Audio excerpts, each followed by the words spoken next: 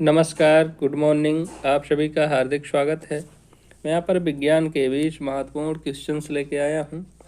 तो आपको कैसे लगते हैं हमारे प्रश्न, कमेंट करके ज़रूर बताइएगा। और यदि पहली बार वॉच कर रहे हैं प्लीज़ सब्सक्राइब ज़रूर करिएगा, लाइक करिएगा, वीडियो को शेयर करिएगा दोस्तों के साथ। 20 बहुत ही IMP क्वेश्चंस हैं।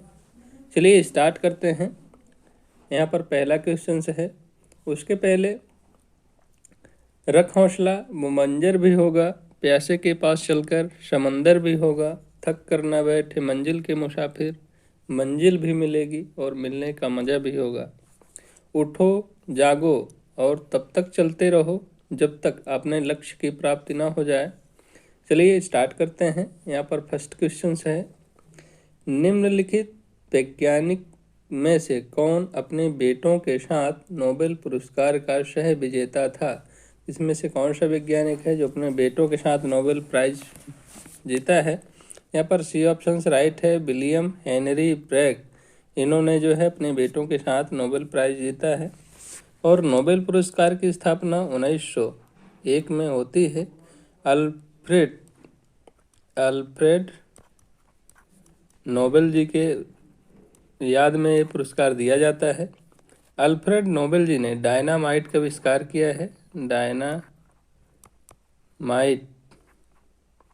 का आविष्कार किया है। डायनामाइट एक विस्फोटक होता है, विस्फोटक। तो ध्यान रखिएगा, कब से नोबेल प्राइज कब से दिया जा रहा है? तो 1901 से दिया जा रहा है। 1901 में इसकी जो है स्थापना की गई है। 1901 से प्रदान किया गया है। और ये पहले जो है 5 क्षेत्रों में दिया जाता था नोबेल पुरस्कार, और 1969 से जो है अर्थशास्त्र के क्षेत्र में दिया जाने लगा है। तो 6 क्षेत्रों में वर्तमान में जो नोबेल पुरस्कार है 6 क्षेत्रों में दिया जाने लगा है, तो इसको ध्यान रखिएगा। चलिए सेकंड क्वेश्चन से देखते हैं। जल के अंदर पड़ी हुई मछली किस कारण से अपनी वास्तविक गहराई से कुछ ऊपर उठी हुई दिखाई देती है? तो जल के अंदर जो मछली पड़ी होती है किसके कारण ऊपर दिखाई देती है? तो प्रकाश के अपवर्तन के कारण जो है तो ऊपर दिखाई देती है। तो यहाँ पर बी ऑप्शन राइट हो जाएगा, प्रकाश के अपवर्तन। जैसे मान लीजिए यहाँ पर मैं बना देता हूँ, प्रकाश का अपवर्तन कैसे होता है। जब भी कोई प्रकाश की किरण अभिलंबवत होती है, एक पारदर्शी माध्यम से दूसरे पारदर्शी माध्यम में जाती है, प्रवेश करती है, तो दोनों माध्यमों को अलग करने वाले, जैसे माध्यम हो गया हमारा यहाँ पर मान लीजिए वायु है, और ये क्या है, मान लीजिए कांच है। तो पहला माध्यम क्या है? ये विरल माध्यम होगा क्योंकि वायु है, विरल माध्यम। और ये क्या है? सघन माध्यम होगा।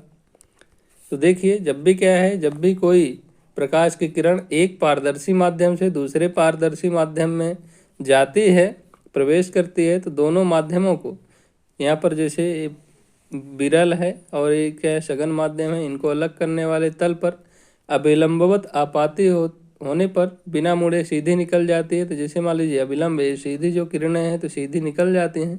लेकिन जो ये तिरछी किरणें होती हैं, ये जैसे मान लीजिए तिरछी किरणें हैं, ये आपाती हो रही है, तो ये क्या होगी, जब भी क्या है विरल माध्यम से सघन माध्यम में जाएगी तो अभिलंब की ओर झुक जाएगी। तो ये किरण क्या है? अभिलंब। ये हमारा अभिलंब है, ये सीधा अभिलंब होता है तो विलंब की ओर झुकेगी। लेकिन यहीं पर मान लीजिए दूसरा माध्यम क्या है, जैसे देखिए यहाँ पर क्या है, कांच रख देता हूँ, और ये क्या है, वायु माध्यम है।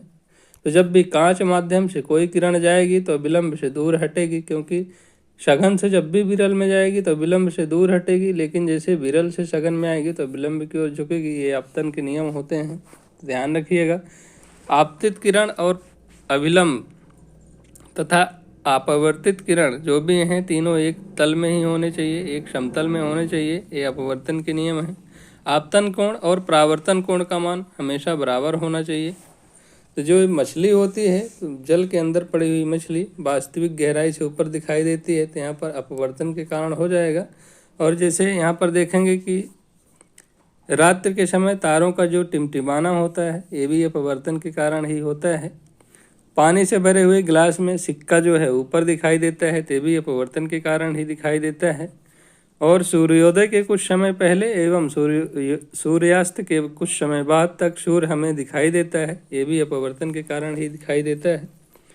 तीसरा क्वेश्चन से है, मेथिल मैग्नीशियम ब्रोमाइड पर जल की क्रिया से प्राप्त होता है। तो मेथिल मैग्नीशियम ब्रोमाइड पर जल की क्रिया से क्या प्राप्त होता है? देखिए CH3, इसमें मेथिल मैग्नीशियम Mg और Br पर जल की क्रिया होगी। H2O की क्रिया से क्या प्राप्त होगा? तो यहाँ पर मेथेन प्राप्त होगा। तो मेथेन प्राप्त होता है H2O की क्रिया से, और आपका बनेगा MgOH, और यहाँ पर आपका Br बनेगा। तो यहाँ पर आपका प्रोडक्ट मिलेगा, मेथेन मिलेगा प्लस MgOH हो जाएगा, और यहाँ पर Br मिलेगा। तो यहाँ पर जो आपका मेथिल मैग्नीशियम ब्रोमाइड पर जल की क्रिया से आपको मेथेन प्राप्त होगा। तो यहाँ पर डी ऑप्शन राइट हो जाएगा।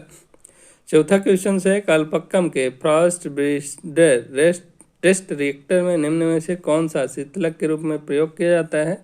तो ये कालपक्कम कहाँ पर है? तो तमिलनाडु में है। तमिलनाडु में है कालपक्कम के फास्ट ब्रीडेड टेस्ट रिएक्टर में जो है कार्बन डाइऑक्साइड शीतलक के रूप में प्रयोग की जाती है। तो यहाँ पर फर्स्ट ऑप्शन राइट हो जाएगा। शीतलक भारी जल का प्रयोग मंदक के रूप में किया जाता है नाभिकीय रिएक्टर में। इसका सूत्र होता है D2O, ध्यान रखिएगा। पांचवा क्वेश्चन है, प्लास्टर ऑफ पेरिस का रासायनिक सूत्र है। तो प्लास्टर ऑफ पेरिस का रासायनिक सूत्र 2 कैल्शियम सल्फेट होता है, 2 CaSO4 H2O होता है plaster of Paris. Plaster of Paris बनता किससे? तो जिप्सम से बनता है। तो देखिए जिप्सम का सूत्र क्या होता है? जिप्सम का सूत्र होता है CaSO4 2H2O, ये जिप्सम का सूत्र होता है। इससे जब क्या है, एक जल के अणु निकाल देते हैं तो प्लास्टर ऑफ पेरिस बनता है। तो यहाँ पर पेरिस देखिए CaSO4 कहीं कहीं हाफ H2O लिखा रहता है। तो ये भी क्या है, जिप्सम का ही सूत्र है। यदि मान लीजिए इस टाइप का नहीं दिया है तो शुरू में 2 लगा रहेगा और H2O लगा रहेगा, वो सूत्र होगा। तो ये आपका plaster POP plaster of Paris बनता है। तो ध्यान रखिएगा, हाफ H2O पे कहीं कहीं मिलता है, कहीं ये हाफ नहीं दिया है तो यहाँ पर 2 का गुणा करेगा तो यही सूत्र आपको मिलेगा ही। चलिए आगे देखते हैं, लूनर कास्टिक का रासायनिक सूचक है।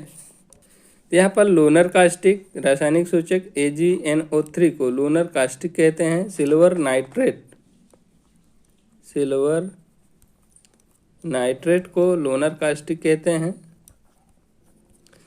AgBr सिल्वर ब्रोमाइड है, ये सिल्वर ब्रोमाइड। यहाँ पर सही आंसर हो जाएगा। लूनर कास्टिक का रासायनिक सूचक है AgNO3, बी ऑप्शन राइट हो जाएगा। 7वां क्वेश्चन है, निम्नलिखित में से किसने आणविक सिद्धांत प्रतिपादित किया था? तो आणविक सिद्धांत जो है जॉन डाल्टन जी ने दिया है। तो यहाँ पर डी ऑप्शन राइट हो जाएगा, जॉन डाल्टन। एक उत्तल लेंस की फोकस दूरी 0.2 मीटर है, इसकी क्षमता होगी। तो जो लेंस की क्षमता होती है तो इसको डायोप्टर से मापा जाता है। डायोप्टर, लेंस की क्षमता का मात्रक डायोप्टर होता है। लेंस की क्षमता के मात्रक डायोप्टर के द्वारा मापा जाता है। और इसका जो शक्ति होती है P = 1/F होती है, ये ध्यान रखिएगा। P = 1/F होती है।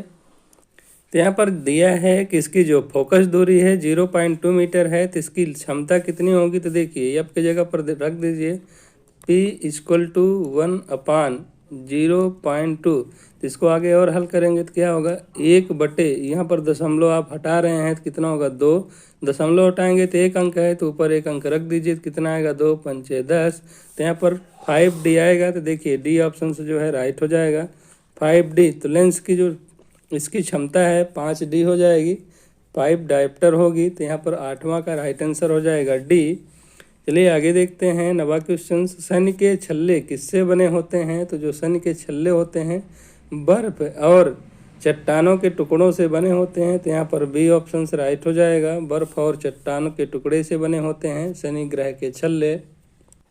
शनि जो है वर्तमान में सर्वाधिक उपग्रहों वाला ग्रह है। तो सर्वाधिक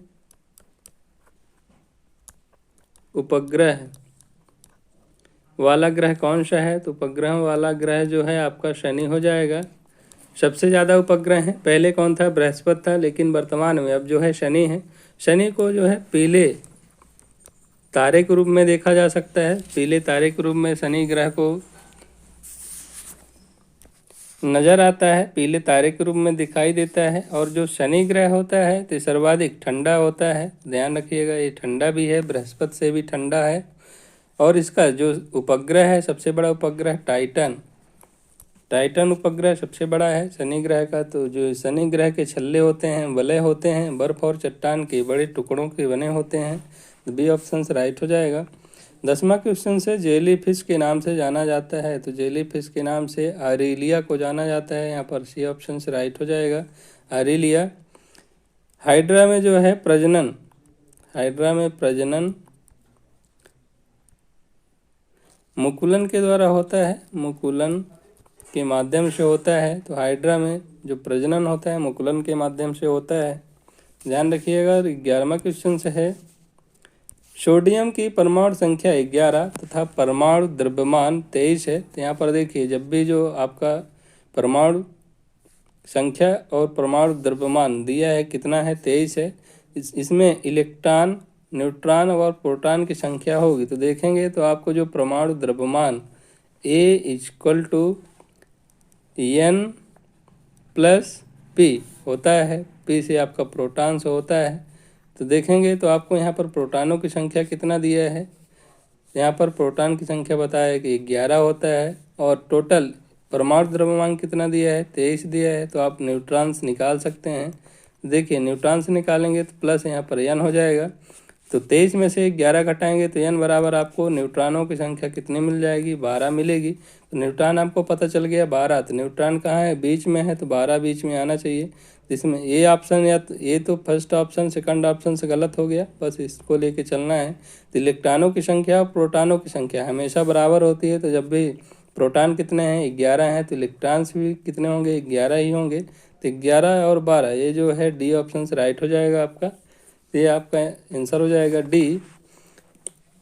12वां है यदि हम भूमध्य रेखा से ध्रुवों की ओर जाते हैं तो जी का मान होगा। तो जी का मान जब भी हम भूमध्य रेखा से, जैसे मान लीजिए हमारी ये पृथ्वी है, यहाँ पर ये भूमध्य 0 डिग्री है, ये फिर विषुवत रेखा है और ये ध्रुव है, उत्तरी ध्रुव है और ये क्या है, दक्षिणी ध्रुव है। तो यहाँ पर जी का मान जो होता है कम होता है। भूमध्य रेखा पर जी का मान कम लगता है, जबकि ध्रुवों पर अधिकतम होता है, अधिक होता है। यहाँ पर क्या है, जी का मान कम होता है भूमध्य रेखा पर। यहाँ पर क्या बोल रहा है, भूमध्य रेखा से ध्रुव की ओर जाते हैं तो जी के मान में क्या होगी, बढ़ोतरी होगी। यहाँ पर जी का मान जो है बढ़ जाएगा। तो यहाँ पर फर्स्ट ऑप्शन से राइट हो जाएगा, बढ़ेगा। परीक्षा में यही आता है कि पृथ्वी के भूमध्य रेखा पर जो है जी का मान क्या होता है, कम होता है, जबकि ध्रुवों पर जी का मान अधिकतम होता है, सबसे अधिक ध्रुवों पर पाया जाता है, ध्यान रखिएगा। 13वां है फ्यूज तार, फ्यूज वायर अथवा तार होना चाहिए। तो जो फ्यूज वायर होता है तो उच्च प्रतिरोध व कम गलनांक का होना चाहिए। तो जिसका प्रतिरोध उच्च रहे और गलनांक कम रहे उसी का बनाया जाता है। जैसे टंगस्टन का बनाया जाता है, विद्युत बल्ब में प्रयोग किया जाता है तो इसका टंगस्टन का यूज किया जाता है फ्यूज वायर बनाने में। इसका जो प्रतिरोध होता है तो उच्च होता है एवं गलनांक जो होता है कम होता है, इसके कारण टंगस्टन का यूज किया जाता है। अधिपादप वैसे स्थानों पर पाए जाते हैं जहाँ पर वर्षा पूरे वर्ष होती है, पूरे साल जो है बारिश होती है। तो यहाँ पर सी ऑप्शन से राइट हो जाएगा, पूरे साल वर्षा होती है, वहाँ पर अधिपादप पाए जाते हैं। मलेरिया परजीवी के जीवन चक्र में विभिन्न चरणों का सही क्रम क्या है। तो जो मलेरिया का परजीवी होता है उसका जीवन क्रम जो है, फर्स्ट जाइगोट होता है और अंतिम स्पोरोजाइट होता है। तो यहाँ पर बी ऑप्शन से राइट हो जाएगा, जाइगोट, उकाइनिट, oocyst और स्पोरोजाइट मलेरिया का जीवन चक्र होता है। मलेरिया जो है मादा एनाफिलीज के द्वारा फैलती है, मादा एनाफिलीज। मच्छर के काटने से मलेरिया रोग होता है और ये प्रोटोजोआ जनित बीमारी है, प्रोटोजोआ जनित रोग है, ध्यान रखिएगा। प्रोटोजोआ जनित रोग है मलेरिया और इसकी पहली स्टेज होती है जाइगोट, उकाइनिट सेकंड, थर्ड oocyst और चौथा स्पोरोजोइट होता है। इसके विभिन्न चरण हैं। और मलेरिया की खोज किसने किया है, तो मलेरिया की खोज रोनाल्ड रॉश ने रोनाल्ड रॉस ने मलेरिया की खोज किया था। ध्यान रखिएगा, रोनाल्ड रॉस। प्रोटोजोआ जनित बीमारी है, मादा एनाफिलीज मच्छर के काटने से फैलती है, मादा मच्छर। 16वां है सेब एवं नाशपाती खाने योग्य भाग होता है, तो आप देखे होंगे कि ये हमारा सेब हो गया। सेब में देखते हैं कि हम जो है पूरा मांसल भाग खाते हैं, तो ये मांसल भाग होता है, तो क्या होता है, मांसल पुष्पासन कहते हैं, तो यहाँ पर डी ऑप्शन राइट हो जाएगा, मांसल पुष्पासन। 17वां दिया है एक सामान्य प्रौढ़ व्यक्ति के रक्त का दाब कितना होता है, तो एक सामान्य जो प्रौढ़ व्यक्ति होता है उसका रक्त दाब 120/80 mm Hg होता है, तो यहाँ पर फर्स्ट ऑप्शन से राइट हो जाएगा 120 से 80।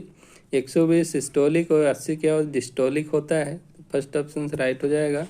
रक्त का मापन जो है स्फिग्मोमीटर से मापा जाता है, स्फिग्मोमैनोमीटर के माध्यम से रक्त का दाब मापा जाता है, रक्त ब्लड प्रेशर मापा जाता है, रक्त का दाब मापा जाता है। व्यक्ति के जो रक्त का दाब है उसको स्फिग्मो बीपी ब्लड प्रेशर को स्फिग्मोमैनोमीटर के माध्यम से मापा जाता है। और सामान्य व्यक्ति का रक्तचाप 120/80 mmHg होता है। रक्त का जो पीएच मान होता है 7.35 होता है, 7.35। कहीं कहीं आपको 7.4 भी मिलेगा, क्योंकि यहाँ पर 5 से इसको 4 मान लिया जाता है, तो 7.4 होता है। ये क्षारी होता है, रक्त का प्रकृति जो है क्षारी होता है, क्योंकि जो तत्व होते हैं या कोई भी पदार्थ होता है जिसका पीएच मान 7 से अधिक होता है तो ये क्षार कहलाता है। और जो 7 से जो कम होता है, 7 से जैसे मान लीजिए 6, 5 हो गया, ये अम्ल होता है। 7 से अधिक है तो क्षार होगा, तो इसका जो 7.4 है, 7.35 है, तो क्षारी प्रकृति का होगा ब्लड, ध्यान रखिएगा। 7 क्या होता है, उदासीन होता है, लवण हो, जैसे कि उदासीन हो गया, पानी हो गया, पानी का पीएच मान 7 होता है। 18वां है एल्यूमिनियम के संबंध में निम्न में से कौन सा कथन सही नहीं है, तो एल्यूमिनियम के संबंध में कौन सा कथन जो है सही नहीं है, तो एल्यूमिनियम हाइड्रोक्साइड प्रकृति से एम्फाट्रिक होता है, तो सही है। एल्यूमिनियम प्रकृति में स्वतंत्र अवस्था में पाया जाता है, ये गलत है। नाइट्रिक अम्ल एल्यूमिनियम पर कोई प्रभाव नहीं डालता है, सही है। गर्म सांद्र गंधक अम्ल एल्यूमिनियम के साथ एसिटू देता है, तो ये भी सही है, तो यहाँ पर जो है बी ऑप्शन से राइट हो जाएगा। कार्बन टेट्राक्लोराइड को अन्य किस नाम से जाना जाता है, CCl4 को अन्य किस नाम से जाना जाता है, इसको पायरीन कहते हैं, पायरीन। यहाँ पर जो है सी ऑप्शन से राइट हो जाएगा, पायरीन के नाम से जाना जाता है कार्बन टेट्राक्लोराइड को। कार्बन सी हो गया, टेट्रा मतलब 4 होता है, 4 क्लोराइड हो गया, पायरीन कहलाता है। मार्स गैस मीथेन को मार्स गैस कहते हैं, दलदली नम जगह में पाई जाती है। जब कोई वस्तु 2 समांतर समतल दर्पणों के बीच रखी जाती है तो बने हुए प्रतिबिंबों की संख्या होगी, तो जब भी क्या है, जैसे मान लीजिए एक दर्पण हो गया, दूसरा दर्पण हो गया, इन दोनों के बीच यहाँ पर एक वस्तु रख देंगे तो प्रतिबिंबों की संख्या जो है अनंत बनेगी, तो यहाँ पर डी ऑप्शन राइट हो जाएगा, प्रतिबिंबों की संख्या अनंत होगी। लाइकेन सूचक होते हैं, तो लाइकेन वायु प्रदूषक के सूचक होते हैं, और जहाँ पर वायु प्रदूषण होता है वहाँ पर लाइकेन की अनुपस्थिति होती है, लाइकेन वहाँ पर नहीं पाए जाते हैं जहाँ पर सर्वाधिक वायु प्रदूषण होता है। तो लाइकेन कवक और शैवाल के बीच की संयोजक कड़ी होते हैं, शैवाल के संयोजक कड़ी होते हैं लाइकेन्स। यदि हम भूमध्य रेखा से ध्रुवों की ओर जाते हैं तो जी का मान क्या है, बढ़ जाता है, तो यहाँ पर फर्स्ट ऑप्शन से राइट हो जाएगा, रिपीट हुआ है। 13वां है पृथ्वी की आयु का निर्धारण 23वां है पृथ्वी की आयु का निर्धारण निम्न में से किस विधि द्वारा किया जाता है, तो पृथ्वी की आयु का निर्धारण जैविक घड़ी के माध्यम से किया जाता है, तो सी ऑप्शन राइट हो जाएगा। 24वां किस वैज्ञानिक ने पोलोनियम तत्व की खोज किया है, तो पोलोनियम तत्व की खोज मैरी क्यूरी ने किया है, मैडम क्यूरी ने किया है, तो यहाँ पर बी ऑप्शन राइट हो जाएगा।